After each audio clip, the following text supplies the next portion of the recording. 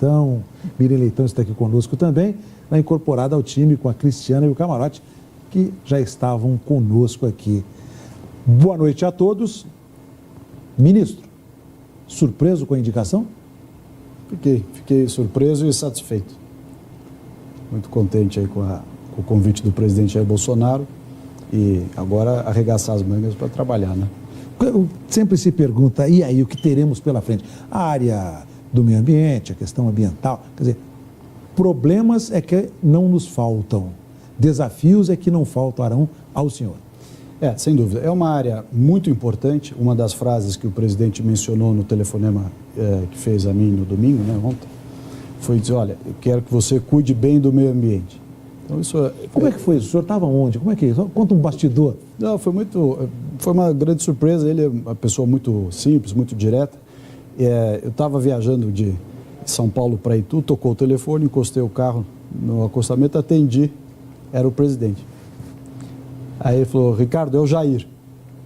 Assim, bem informal mesmo. Foi ele mesmo que ligou e tudo. Aí conversamos uns 10 minutos e uma das coisas que ele falou foi justamente essa. Uma das frases que ele falou, olha, eu quero que você cuide bem do meio ambiente, tal, vou confiar isso a você e tal. Eu falei, presidente, pode contar comigo, vamos fazer o melhor que pudermos, pode contar que terá toda a minha dedicação para o Ministério. Foi uma conversa curta, mas muito simpática. Ministro, desculpe. Não. Você é convidada. Não. Por favor. Miriam Leitão.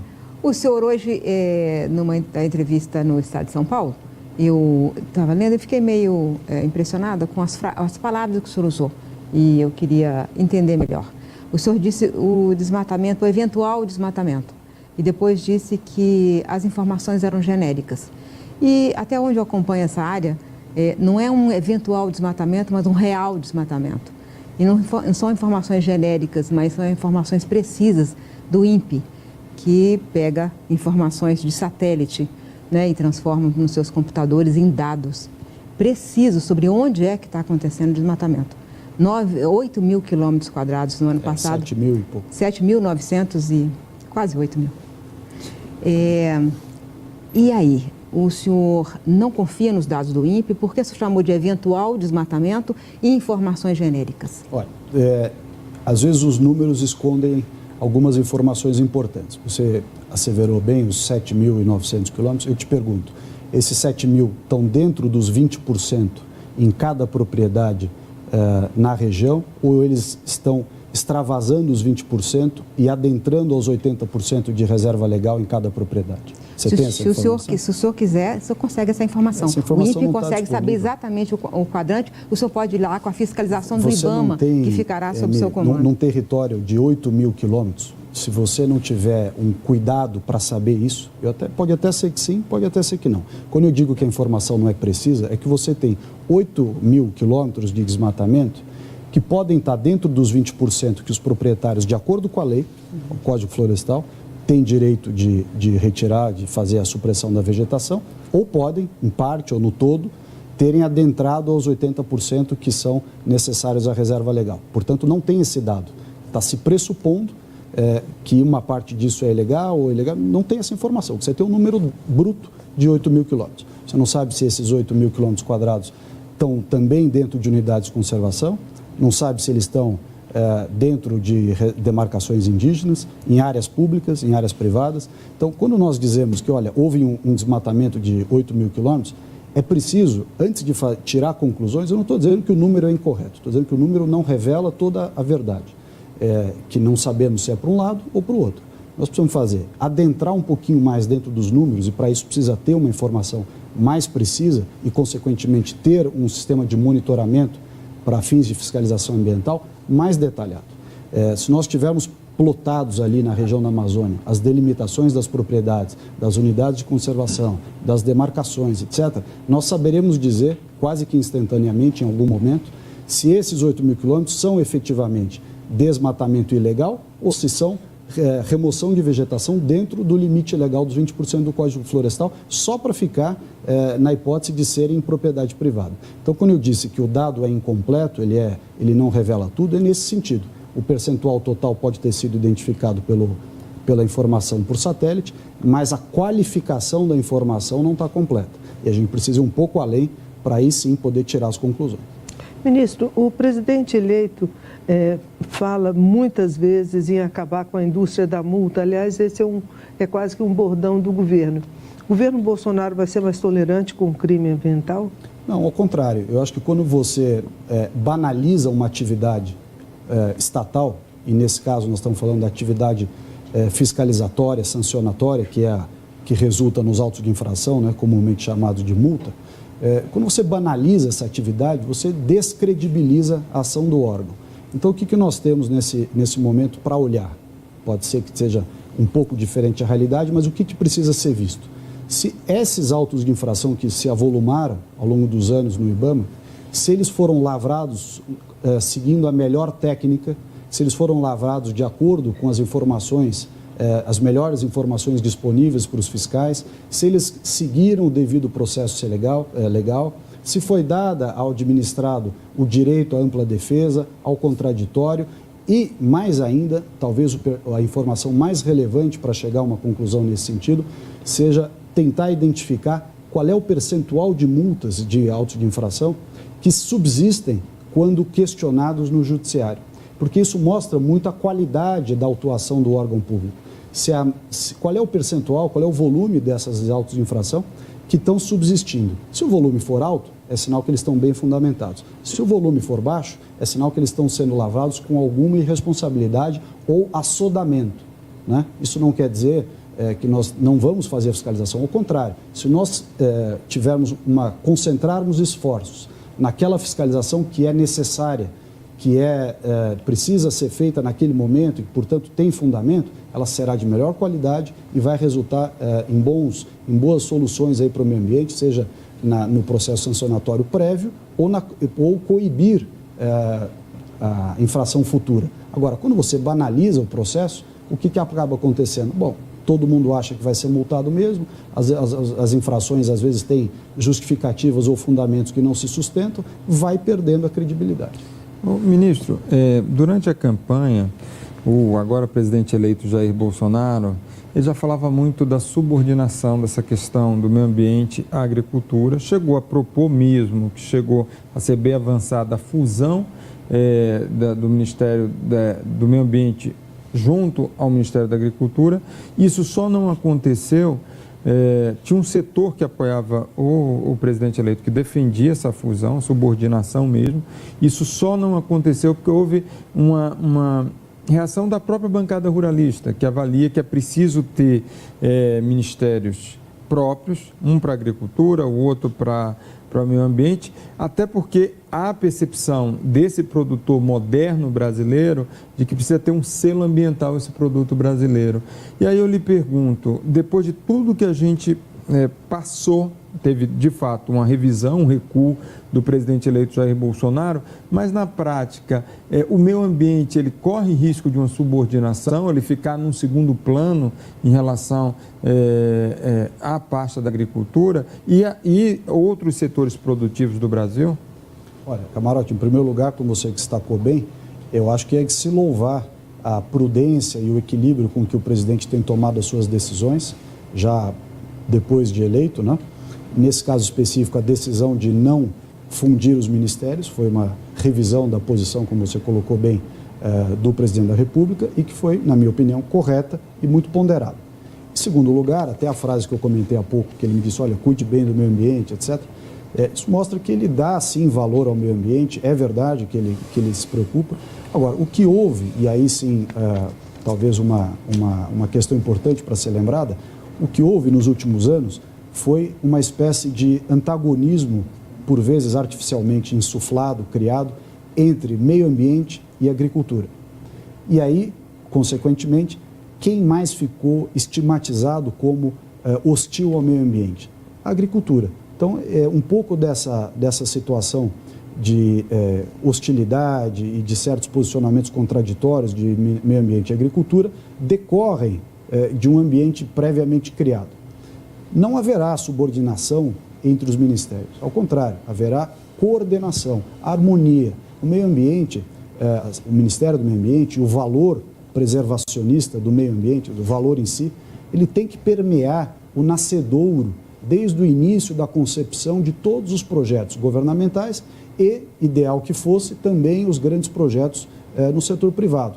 Se você tem a preocupação ambiental permeando a concepção dos projetos de infraestrutura, de energia e também as ações na área da agricultura, desde o início essa preocupação de meio ambiente, a chance de ter algum desgaste, algum atrito, alguma visão contraditória lá na frente, ao final, na análise do processo, pelo órgão que emite a licença, que é o IBAMA, a chance de ter isso é muito menor. Então, uma parte do nosso trabalho será uma espécie de embaixada de meio ambiente em cada um dos órgãos governamentais, para que esse assunto seja contemplado, sobrepesado, analisado desde o nascedouro e, na medida do possível, contribuir para que a gente chegue no momento do licenciamento com as arestas, com eventuais inconsistências sanadas. Isso é bom para o governo, isso é bom para a sociedade, isso é bom para tornar mais eficiente a atuação do órgão licenciador, que é o IBAMA. Então, acho que só tem a ganhar. E o mesmo raciocínio para o setor privado. Quanto mais participativo e embrionária for a percepção de que o meio ambiente tem que ser contemplado desde o nascedouro da ideia, melhor será o encaminhamento disso mais para frente. O senhor também não acredita nas mudanças climáticas, como o ministro Ernesto Araújo e outras pessoas do governo ao qual o senhor vai pertencer? Olha, eu não posso responder pelo ministro Araújo, mas eu acho que assim, nós estamos sofrendo mudanças climáticas, há uma discussão acadêmica muito intensa se essas mudanças climáticas decorrem de um processo geológico do planeta, enfim. O IPCC chega à conclusão que 99% de convicção de que é ação humana. O IPCC tem cientistas do mundo inteiro, inclusive do Brasil, alguns dos nossos melhores. Pode ser que... Eu não estou negando, Miriam. O senhor relativizou o aquecimento global hoje na Folha de São Paulo. Não é o aquecimento em si. Eu acho que... Só concluir o raciocínio aqui, senão fica meio manca aqui a minha posição. Não é o aquecimento em si. Eu acho que a discussão de que há um aquecimento, sim. Se ele decorre eventualmente de questões naturais do planeta ou da ação humana e em que proporção cada uma dessas coisas contribui. Acho que essa é uma discussão acadêmica, é uma discussão importante para ser travada, mas não necessariamente, aí o meu ponto, não necessariamente uma discussão para, vamos dizer, congelar o debate ambientalista, seja intragovernamental ou no campo no setor privado. O que eu quero dizer com isso? Nós temos problemas extremamente importantes, tangíveis, acontecendo no dia a dia do meio ambiente no Brasil, na esfera municipal, em todos os nossos municípios, nas esferas estaduais, da competência das esferas estaduais, e problemas muito sérios da competência federal. Problemas que eu posso citar aqui: lixo, aterro sanitário, ausência de tratamento de esgoto, poluição dos rios, degradação do solo, até a supressão de vegetação, queimadas, enfim, uma infinidade, ar, poluição do ar. Então, estes temas precisam ser tratados com urgência pelas autoridades de meio ambiente. Eu tentei fazer isso como secretário de meio ambiente em São Paulo, como eu contava há pouco para você, recebi uma secretaria do meio ambiente com 112 lixões no estado de São Paulo, dos 645 municípios, no estado mais rico do Brasil. Eu assumi a secretaria com 112, entreguei a secretaria com 9. Eu recebi a secretaria no programa Nascentes de reflorestamento, de matas ciliares, APP. Depois de 1 ano e meio de programa, antes de eu entrar, tinham-se feito 1.000 hectares. Eu entreguei a secretaria para o meu sucessor, depois de 1 ano e 1 mês, portanto, menos tempo, de 1.000 para 7.000. Depois você fala sobre o seu pensamento sobre a mudança climática, porque senão o seu pensamento fica manco. Não, desculpe, tem razão, Miriam. Só concluindo aqui. Então, eu quero dizer com isso o seguinte: há temas tangíveis muito importantes para serem tratados. Sem desmerecer a discussão do aquecimento global, eu acho que nós precisamos cuidar disso. Em que essa agenda, quer dizer, a agenda de combater as mudanças climáticas é essa agenda. É essa agenda de combater o desmatamento, de melhorar as emissões de gases de efeito estufa, portanto, a poluição do ar. Em que isso aí é conflitante? Você tem que deixar para lá a mudança climática? Nós estamos vendo recurso público, um monte de funcionário viajando para tudo quanto é conferência do clima, dinheiro do contribuinte, gastando um tempo enorme da administração. O Brasil não participará mais das conferências do clima? Não vai participar, mas nós temos que olhar esses pontos. Em vez de ficar discutindo se está tendo aquecimento global ou se isso decorre da ação do homem ou do processo natural do planeta. Eu acho que essa discussão pode ser travada na academia, mas do ponto de vista de gestão pública, o planeta está discutindo isso, ministro, não é a academia, é o planeta que discute isso. Mas nós não vamos deixar de discutir. Eu só estou dizendo que isso não é o principal assunto. Isso não é o principal assunto. O principal assunto são esses temas subjacentes até à discussão do aquecimento. Mas é esses temas que nós temos que cuidar. Se eu ficar um ano discutindo se o aquecimento decorre da razão A, B ou C, eu deixei de gastar esse mesmo ano resolvendo os problemas que podem, inclusive, contribuir para a redução do aquecimento global. Então, a minha posição com relação a isso é de muito mais tangibilizar os problemas do que discutir em abstrato. Não estou negando a importância da discussão, estou simplesmente dizendo que entre as prioridades, entre discutir em abstrato o aquecimento global e tomar medidas concretas de preservação do meio ambiente, eu prefiro... Mas o senhor não vai responder se acha que é ação humana ou não? Eu não sou um técnico para responder isso. Se eu fosse um técnico, eu te daria uma opinião. Olha, com base Mas na é minha opinião, alarmismo climático? Não sei, eu não sei te dizer isso. Se eu tivesse a resposta, eu te daria. Acho que justamente na área do meio ambiente... Mas o senhor que vai ser achismo. ministro do meio ambiente não tem uma posição formada em relação a isso? O senhor vai ser o ministro do meio ambiente do Brasil. Você quer uma resposta se tem aquecimento ou se não tem e qual é a causa, tá certo? Essa é a pergunta. Eu estou te respondendo. Entendo que há aquecimento, entendo que a discussão sobre as causas... O senhor não diria que é um cético, então? O senhor não é um cético? Não, eu não sou um cético. Só que, em que pese a discussão existe e ela esteja acontecendo, eu acho que há uma agenda de temas mais tangíveis para a população brasileira que precisa ser tocada enquanto isso. Só isso. O ministro, o presidente eleito disse na campanha que o Brasil sairia do Acordo de Paris. Depois ele refez a afirmação dele, mas, de fato, essa é uma discussão que está posta. Qual a posição, a opinião que o senhor levará ao governo brasileiro sobre a presença, a continuidade, a manutenção do Brasil no Acordo de Paris? Hoje mesmo, eu estive com o presidente na Granja do Torto, almoçamos lá antes de ir para a cerimônia de diplomação, conversamos um pouco sobre esse assunto. Sem fechar a questão sobre o tema, até porque a posição final pertence ao presidente da República, mas me parece que já caminhamos para um consenso de que não é o caso de dizer vamos sair da conferência do clima. Não é simplesmente de delimitar melhor os temas, aqueles que são bons para o Brasil, aqueles em que há compensação financeira, reconhecimento das nossas práticas, das boas práticas brasileiras, e ter uma atenção maior, um cuidado maior com aqueles pontos do acordo que dizem respeito à soberania nacional, à gestão do território, à interferência de agendas externas nos programas nacionais. Mas o Acordo de Paris atinge a soberania? Se você tiver restrições ao uso do seu próprio território, atinge a soberania. Se em razão de um acordo internacional você for restringir determinadas atividades em regiões do país para poder cumprir compromissos exteriores, vai restringir. O senhor não desconhece que as metas foram oferecidas pelo Brasil. É assim que funciona nas conferências do clima, né? Cada país diz, eu quero cumprir essa meta. E essa meta é reduzir o desmatamento, elevar o desmatamento líquido zero, o que é bom para o país. Né? Reduzir o desmatamento e proteger a Amazônia é bom para o país. Eu vou te fazer uma pergunta. O senhor não concorda? Eu acho que o desmatamento... O senhor fez uma cara assim, não concorda? Não concordo. Eu acho que não concordo em absoluto. Eu acho que pode ser parcialmente verdade. Se você considerar que um produtor rural, quando você impede o produtor rural de utilizar 20%, estou ficando só na discussão da Amazônia, claro que o percentual de reserva legal ou não em outros... E o Cerrado, ministro, está muito mais ameaçado até. Não, podemos usar o Cerrado de exemplo. Quando você restringe o uso da propriedade privada por um brasileiro e diz para ele o seguinte, você vai ter a sua propriedade privada restringida e nenhuma compensação financeira por isso, eu não vejo isso como uma política saudável.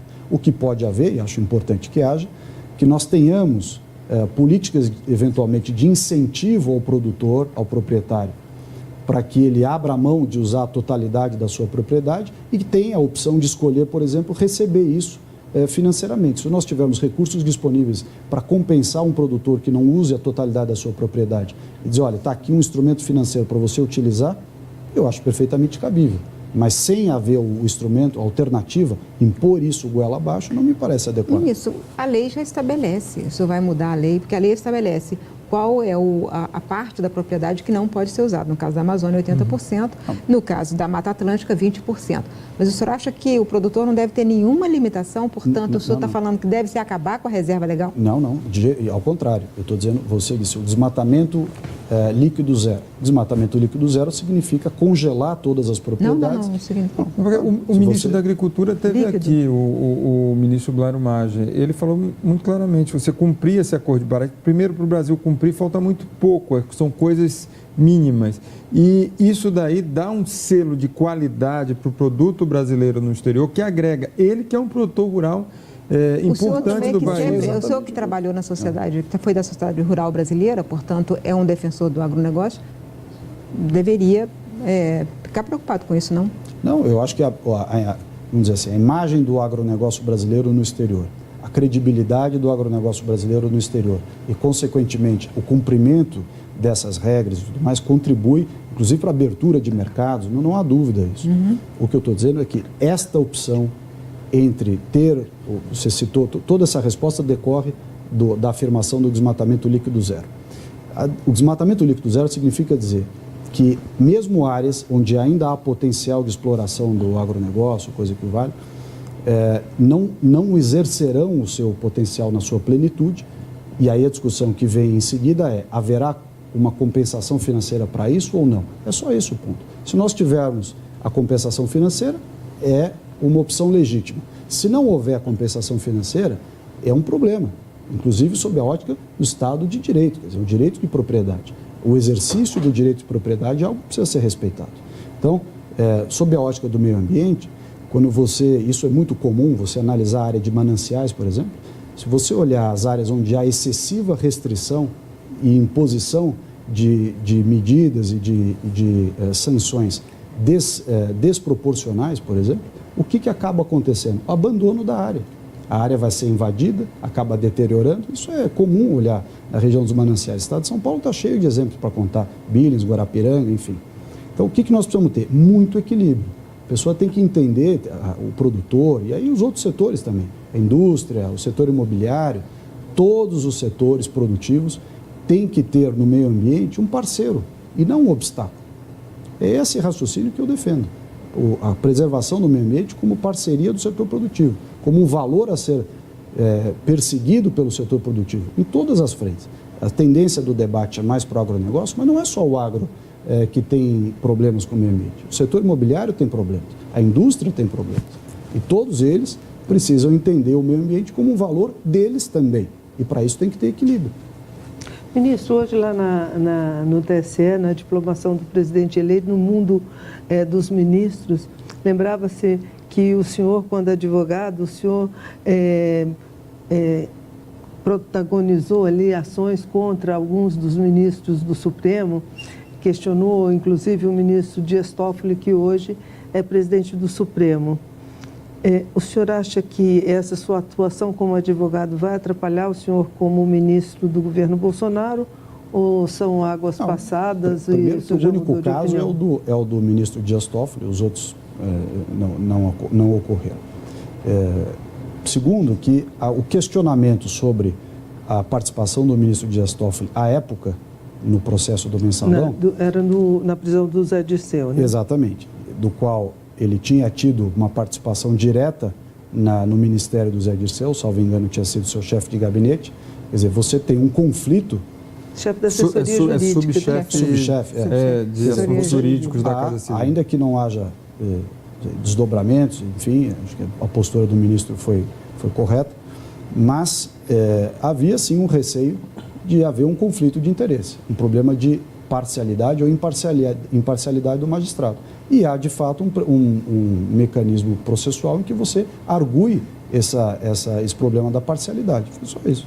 Ministro, já que o senhor entrou nessa questão um pouquinho da política, vamos puxar um pouquinho a brasa para a política. Qual o peso que a política partidária vai ter nas questões afetas ao ministério do senhor? Há muita pressão no Congresso, sempre. Olha, nenhum. Eu acho que a questão político-partidária não tem nada a ver com preservação de meio ambiente. Preservação do meio ambiente, ela está acima dessas discussões. Eu agi dessa forma quando fui secretário lá em São Paulo e pretendo agir dessa forma aqui também como ministro.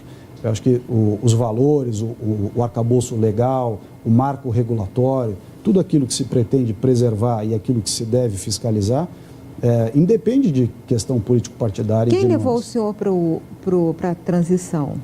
Eu fui convidado para compor esse grupo de transição do meio ambiente pelo professor Evaristo de Miranda, da Embrapa.